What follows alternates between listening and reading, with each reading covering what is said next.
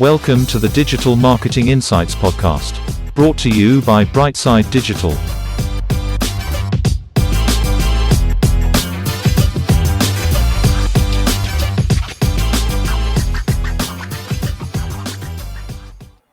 Hi everyone, welcome to the show. I'm delighted to say we have Tony with us, a digital marketing specialist and marketing automation specialist. How are you doing, Tony? Very well, Tom. Thanks for having me. You're very welcome. Tony, we always start off the show the same. Can you tell everyone a little bit about yourself, please? Sure, absolutely. My name is Tony Burke. I run a small digital agency called BBMM. We're based in County Wicklow. Myself and my partner run the agency now since 2013. So we specialize in renovations of websites, e-commerce websites, marketing platforms, including emails, pay-per-click campaigns, campaign management. So we work across all sectors, Tom. We like to kind of give everybody a fair chance, and we like to support a lot of local businesses. So vast majority of our work centres around all of County Wicklow and South Dublin and Kildare. And what would you see, it's probably a hard question, but what would you see as your main strength in digital yourself, Tony, and how do you work on that? It's strategy. Strategy would be really where I try and focus from the get-go. We like to put time into new clients and actually sit with them and get to know them and just kind of figure out what they actually need. What we found over the years, Tom, I'm sure you found it yourself in your own agency, the tendency for new clients is that they come in with what they think they want will work for them without necessarily understanding the digital landscape and without actually understanding what their website can do for them, how it can improve their business, how they can generate more revenue. So I like to take the time and just kind of sit down and look at their existing digital presence, look at their platforms, try and figure out what is their bullseye customer, what works for them, and then we create a plan around that. Yeah, brilliant. Sometimes it would be like, there's actually nothing wrong with the website. It's the universe around it that's not feeding them.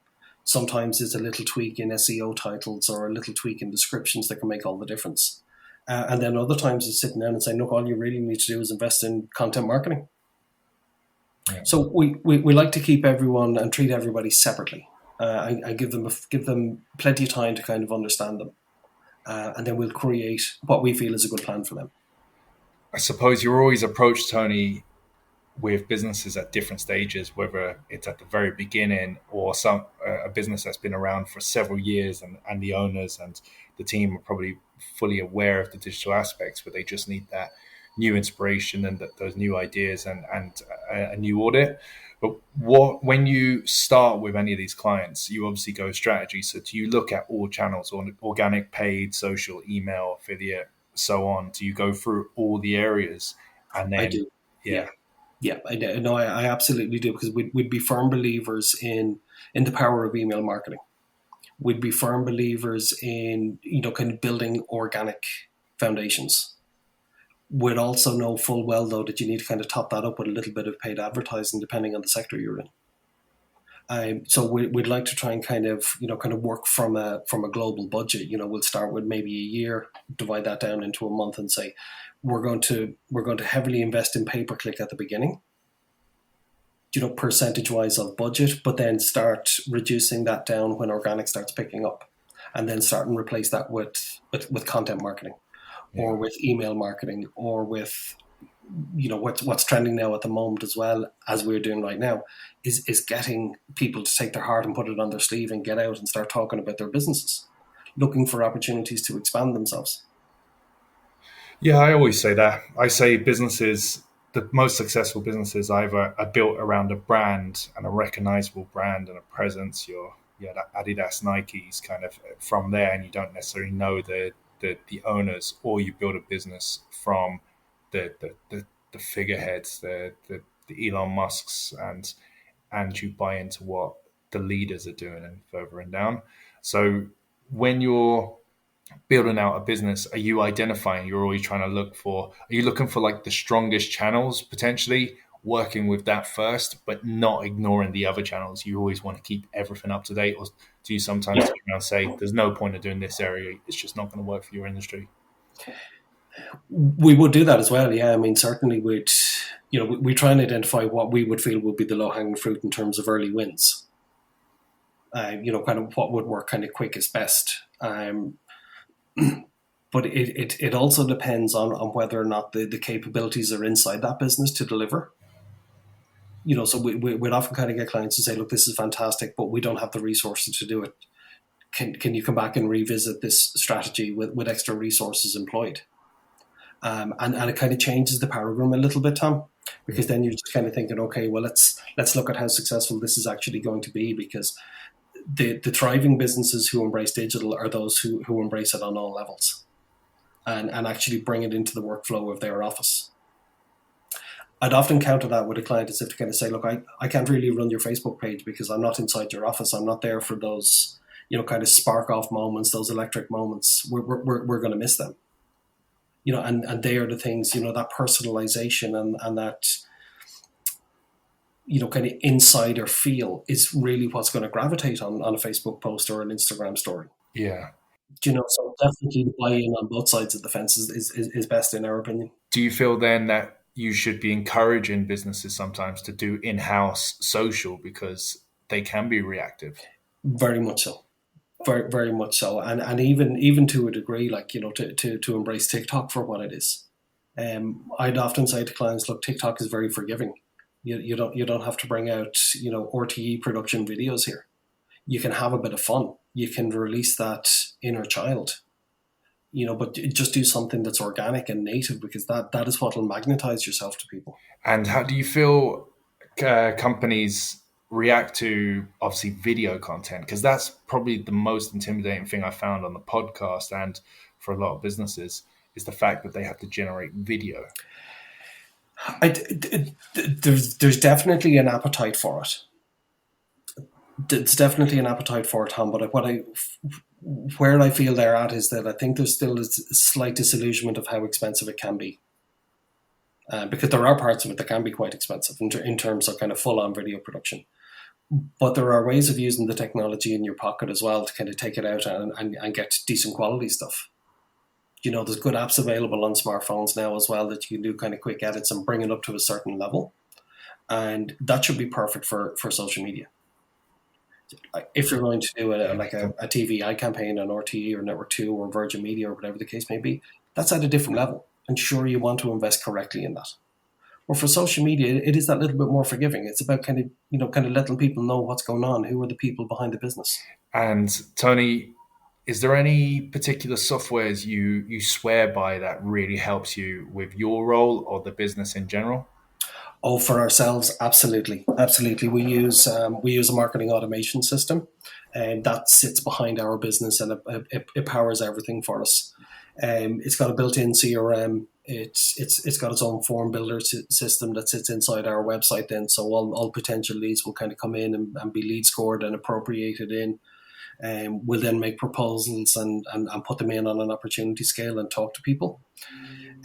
One of the advantages of kind of using that from our perspective is that we would often have to sit with a client and recommend software. And in order to kind of recommend software, we feel that we have to use it ourselves as well. So it gives us a great understanding, kind of looking from a budgetary system, from like CRM and automation systems vary from probably $3,000 or $4,000 a year up to 40,000, depending on the brand that you want. Yeah. You'd say that to a business person and they'd say, well, 40 grand, I'd rather have an extra staff member, to be honest. I was like, yeah, we get it. And then you start going down the scales and you start looking at what's actually going to add value to the company. Yeah. But we would certainly, we would swear by it, like every company should have a CRM anyway. And that's sometimes, Tom, you probably know this as well with your own clients in your own agency. Sometimes the CRM is a spreadsheet. That's perfectly fine if it works for you. But, when you start kind of wanting to get into more kind of automation and you want to start getting into more kind of time-saving elements, you definitely have to look at the technologies. And more importantly, you have to kind of sweat the technology that you're paying for as well. We will come across a lot of clients who have a lot of different subscriptions to marketing softwares and they're not utilizing them enough. And generally that comes down to lack of knowledge. It comes down to, you shop online for a SaaS product. You do your trial, you keep it. You really don't know how to use it all that well. It's just there. It's another system. but it's not really being used. Whereas good marketing automation systems, then it's one login with everything there. So the particular one that we use as well will measure our campaign metrics. If we're doing pay-per-click advertising for ourselves, it measures all of those campaigns. It measures Facebook reach. It measures Instagram reach. We would utilize it for a little bit of social listening as well to see what's going on. And in some cases, we'll add some of our clients onto that as well to utilize those systems. And do you find when you're working with clients, you're using your marketing softwares first and you kind of use it, you give it to them for testing, or are you quite upfront and saying, listen, we need to install this. It might have a trial, it might not, but then you operate with them and show how to use the softwares? Normally those conversations happen around email marketing. That's what we would find, like the first investment that a client would want to do would be, the most popular one would be MailChimp. Obviously, the people will go in and try and start with for free up to certain levels. And then they realize that, they can progress through that and upgrade that into certain levels of automation if they want to. So when we're in scenarios like that, what we will do is say, look, here's a case study of us using, an all-in-one solution of software and how it can work for us. And I said, but there's very few companies out there who would instantly turn around to Tom and say, you need this now. More often than not, because they're starting with a strategy, they're starting with an engagement to increase their digital presence. We're saying, look, this is what you can work up to. Yeah. This is what you should be aiming to work up to. And I said, but there's a lot of hard work and there's a lot of luck that we need to generate as well between now and then before they're actually ready for it. Yeah. And Tony, to ask you a last question around strategy, KPIs, do you find you have to lead the conversation sometimes with KPIs, or is this something that you give to the clients, even if they don't have them initially, and say, listen, you need to work out what you actually want? Or are you sometimes saying, okay, listen, we understand your industry. This is what you should aim for to be successful? So I prefer to use the term benchmark rather than KPI. And the reason that I prefer to do it that way is, like, most of the time when clients would arrive at the door, or if we're kind of looking at a new season and a new element, Tom, we would look at it to say, okay, if here was the budget that you spend on paid advertising, for example. I mean, that's the pay-per-click universe is where I think KPIs are most relevant. And when they look at how much they've spent and how many customers they got out of it, we would set that back and just kind of say, okay, well, there's your benchmark. There's your cost per click. There's your cost per acquisition. Here's your impression count. And more importantly, here's your conversions. Here's what turned to customers. So we would do that, and then we would change tactic and just look at like for like. We kind of measure month to month, or this month to last year's month, and use that as a scenario. But we would always take stock before either a new marketing plan or a revised marketing plan. We would always take stock and do plenty of screen grabs, plenty of exports of PDFs, utilize Google Data Studio where we can as well, to do automated reports that will be sent directly to the marketing manager or ourselves if we're marketing for them. But it's very important from a measurement perspective to make sure it's all done. Yeah. And Tony, probably a last point around this, and it will probably help our listeners. Is there a particular case study or a client you could share where you felt that by applying all the different strategy elements, it really just elevated the business? It really, improved everything. Yeah, very much so. There's one in mind in particular where we got a phone call in August 2020. So it was right in the thick of the pandemic, and it was from a furniture store, and they phoned to say, ultimately, they knew in their heart of hearts that their previous agency weren't doing the right amount of work for them. And what it boiled down to after about 3 or 4 weeks of meetings, what it boiled down to is that all of their competitors were doing really well in the first lockdown phase. From March up until maybe the end of July, in that period in 2020. And they had sold nothing. Now, they had an e-commerce store, So they weren't a client, Tom, who was coming and saying, "Oh, look, we need to join the herd of people flocking to going online and going to e-commerce." So there was expectancy that they already had an e-commerce store for 4 years, that they should have sold something or they should have generated inquiries. So after plenty of meetings, we took them on a strategy whirl. We showed them other kind of websites that had been, kind of changed platforms, which was the ultimate thing here. And the replatforming took probably about 3 to 4 months to complete. But we had 2 new websites built and developed and strategized with content marketing plans, email marketing plans, and it all went live in March 2021. By the end of the second quarter, they had done more business in that 3-month period than they had done in the previous 15 months online. Wow.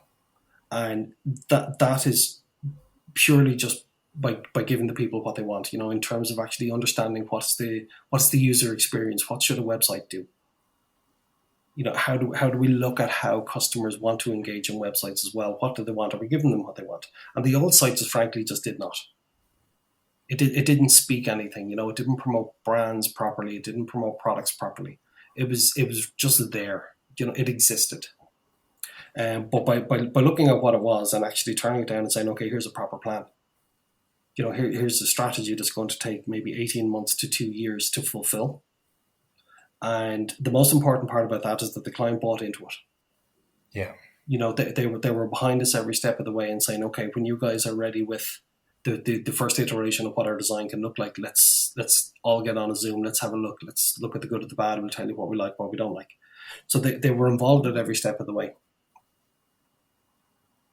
In terms of this particular case study, would it be fair to say that it was the website conversion rate was the missing factor here, as in the agency were doing maybe paid spend and a bit of SEO and stuff, but fundamentally they weren't looking at the site and the site wasn't converting. And so by you guys implementing everything for 2021, that was the biggest change? It was one big factor. But another factor that was done as well is that, their entire organic SEO feeling was re-strategized by us as well. Brilliant. So we started kind of looking out at categories that had high search volumes associated to them and creating them properly.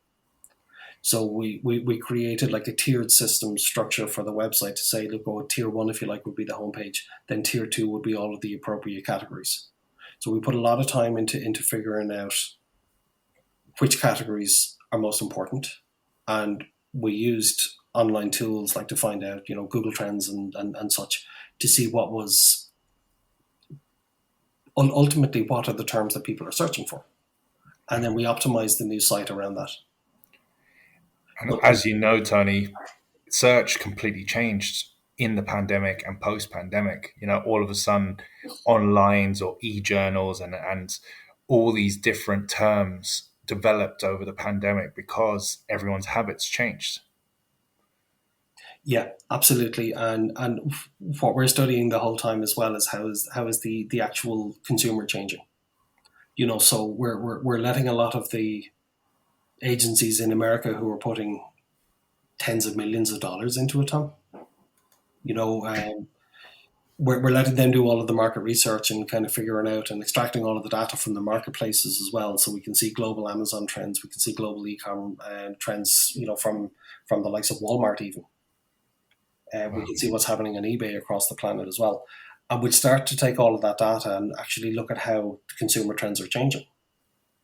And what we will do with all of that is that we'll be going back to all of our customers and saying, okay, how well do you know your clients? What sort of segregation on your email list have you been implementing? And if not, now's the time to start. Because we very much need to start looking at demographics. We very much need to start looking at pockets of shoppers and identifying who the right audience is. And that's where I see we're going to have a slight revolution in pay-per-click advertising, is because we're now going to start targeting programmatically. Yeah. And we're going to want to kind of see, okay, look, for client A over on this side, who's prepared to put a certain amount of budget in for 3 months of this year, are we able to kind of laser focus ourselves on who their best client is? What's the best opportunity for them? And how do we decide what that is? So there's a lot of hard work that needs to be done behind the scenes for business owners as well. I was reading an interesting one this morning about, I don't know if you came across it, but the conversation between Spotify and Barcelona. I know about the sponsorship, but no, please it tell us. It was an interesting one. Now, I just headlined it over a coffee this morning. But it was the questions that Spotify were asking Barcelona I thought were most interesting. They were saying, how many followers do you have globally? And Barcelona's answer was like 350 million. And Spotify said, oh, that's great. We get about 400 million users a day. And then Spotify asked them and said, how many do you have permission to talk to? And Barcelona answered about 1%. Oh, wow. And the opinion on that was interesting to say, look, with such a massive global fan base, but you're not allowed to talk to these people. You know, isn't that an opportunity to change that and start embracing all of those followers that you have and start asking them to join your newsletter subscriptions or join your e-commerce subscriptions or whatever the case may be? You know, from a commercial enterprise to actually hear, like, you know, that size of fan base, but yet they're only allowed to communicate to 1% of their fan base. You know, that resonates so much with conversion rates from e-commerce stores and, you know, kind of conversion rates from email blasts as well. But it just goes to show how much importance should be placed on data. Yeah. Because as you know, even if it went from 1% to 5%, the shirt sales and the kind of benefits a good strategy could bring would be huge for such a big club. Absolutely. And it's kind of our job as well to kind of look at those global powers and try and figure out, okay, so what strategy would work for a local business here? Yeah. You know, whether it's a restaurant or whether it's a bakery or whether it's a tattoo studio, the industry doesn't matter. It's about looking at that and saying, okay, look, if the local tattoo studio has 100 clients, but they're only allowed to email one person, you know, if they're working on a 1% rate, they're not going to upsell anything from a strong email campaign. Yeah. You know, they really need to be working on increasing that 1% to 5%, as you said, which would have a massive impact on the global scale. But for the local guy, we really need to be getting them up to 50%. We really need to be saying, look, this is crucial. This is part of how you survive, and this is part of how you will thrive. Yeah. So it's taking those big insights. I was saying to someone the other day, like, I've never been subscribed to more newsletters from across the world as we are right now. Yeah. Because we're just sponges for all of this information to see what's coming out in a post-pandemic era. And ultimately all of that will be fed in, and then we'll figure out what's next, you know, what's a new tactic for local clients. Yeah. And obviously you're talking about upskilling there, Tony. Is there any particular areas you're specifically looking to upskill into? You've already mentioned the data as well. Personally, yes. We're looking very much at kind of keeping, like, so we're a Google partner, and we have all of our Google badges for all of our pay-per-click elements as well. So currently I'm in the middle of doing the same for Microsoft advertising. And so from a pay-per-click agency standpoint, Tom, we'll be able to kind of offer the best of both worlds. Yeah. You know, some clients will have tried Google Ads and it hasn't worked for them. And, you know, we'd love them to kind of realize, look, there are alternatives. The internet is a big place. Yeah, really well said, yeah. And obviously looking at the digital industry as a whole, is there anything that really excites you that might be coming down the pipeline? Maybe not specific to the likes of Microsoft, but just as an industry kind of change. I'm very much looking forward to more people embracing exactly what we're doing now. More conversations. You know, there's a big feeling out there from business owners that, you know, they're used to Zoom and Teams and, you know, doing meetings online like what we're doing now. There's also tremendous marketing opportunities for them as well to kind of get involved and to become involved in podcast series. and whether or not, Tom, that's what, if they decide to run their own, if they feel they can, or whether they should be going out and guest speaking. So I love that, like post pandemic. That's just something that's been trending for a long time, and it's really good. And your show is really good. And the more people you get on, and the more you get involved, the better for everybody, right? So it's very much. I can't wait to see what business owners are going to come out at the end of this and say, "Look, here's now what we're prepared to do." And there's a bit of a caveat in that as well. To come back to your question earlier about the video production. Like most business owners know they need to do video, they just don't know how to get started. Yeah. And if they take the same aspect and appropriate that over to podcasts, it's a lot easier, right? It's a lot easier for them to say, okay, I'm going to block out an hour of my time. I'm going to get ready. I want a live, natural conversation, and I think they could embrace that a lot quicker than they do videography. Well, from a marketing perspective, and I'm sure you'll agree, it's increasingly important. Yeah, it is. Well, it's, as you know, you have to be adaptable and you have to keep on learning and evolving in this industry. But it's an opportunity for people to share their stories. Especially if a business was focusing specifically on their industry, it allows you or your business to be a thought leader in your industry, and that's worth its weight in gold. It's not much monetary value up front, but the long tail of it could be anything. So sometimes I find businesses are always trying to look for the low hanging fruit, and you have clients that might have tons of things you can do to increase monetary value straight off the bat, and then you get clients that understand they've done most of the low hanging fruit, but they're looking for that long term value, how to change a business from probably a lifetime value of 10 solid years to how it can be a 50-year, 100-year business, and put the right foundations in place to build a brand. And yeah, it's definitely a form of marketing that's underutilized still, but there is a lot of opportunity, especially guest speaking and so on, like you mentioned. Yeah, and I feel there's a lot of appetite for it as well.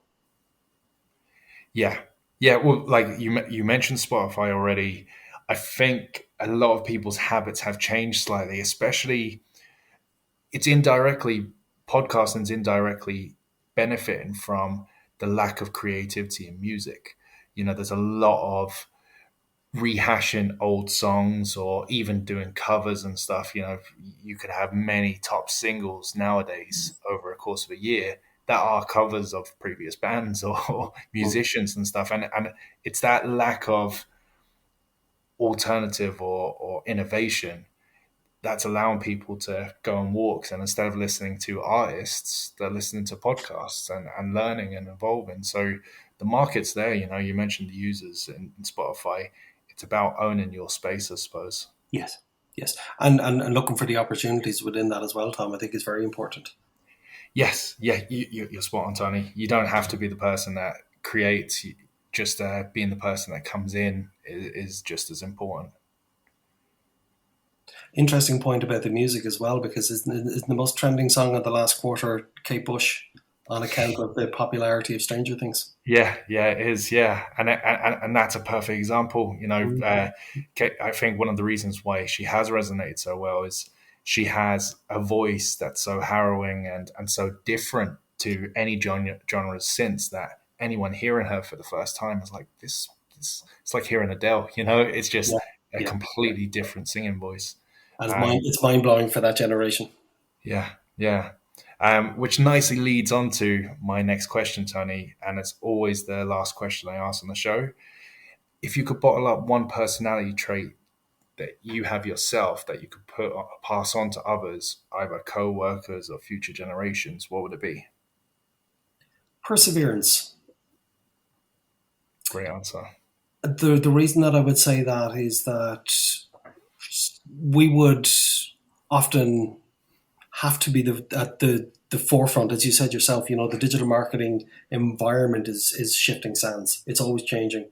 We're always looking for the next opportunity. We're always measuring last year's opportunities and seeing what's happening.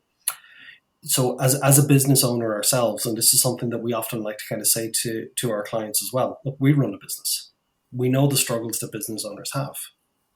We know the different set of pressures that come from running your own business. We understand all of that. From a professional viewpoint, from a personal viewpoint, we understand how hard that can be. And perseverance with a work ethic, I'm a firm believer in the harder you work, the luckier you get. So if you put that together with perseverance and you deal with the hard parts of your day first, get them out of the way, the rest of your day will be plain sailing. And perseverance, I think, is something that is going to have to be passed on to the next generations coming behind us. Yeah. So hopefully when they kind of come out, we spoke a little bit earlier as well about the next kind of digital agencies and how they are going to arrive on the scene in 10 years' time. Your lifetime businesses are looking to grow for 10 years, 50 years, 100 years, as you mentioned. There's going to be a different set of agencies who are supporting them digitally. And the digital environment is going to be drastically different as well in 2 years, 5 years, 10 years' time. And it's about kind of looking at those agencies who are coming up and saying, look, you have to feel, and this is something that I would say to new startups as well, be perfectly happy in trying something and making a mistake. Yeah. Learn by that mistake and then readapt. And I'm sure, Tom, if you asked a vast majority of business owners who you've been interviewing over the course of the series as well, if you were saying to them is, when you conceived your business at the beginning, are you now doing that? Most of them will say no, that they had to pivot or they had to change what they thought it was going to be. Because the reality is the business side of it kicked in. The management side of it had to kick in. And that's not part of an initial vision when you're looking to create a new business, right? And that's it. Tony, what a fantastic way to end the show. And yeah, I just want to say first and foremost, thank you for being on the show. You're very welcome, Tom. Thank you for having me. It's a pleasure to talk to you.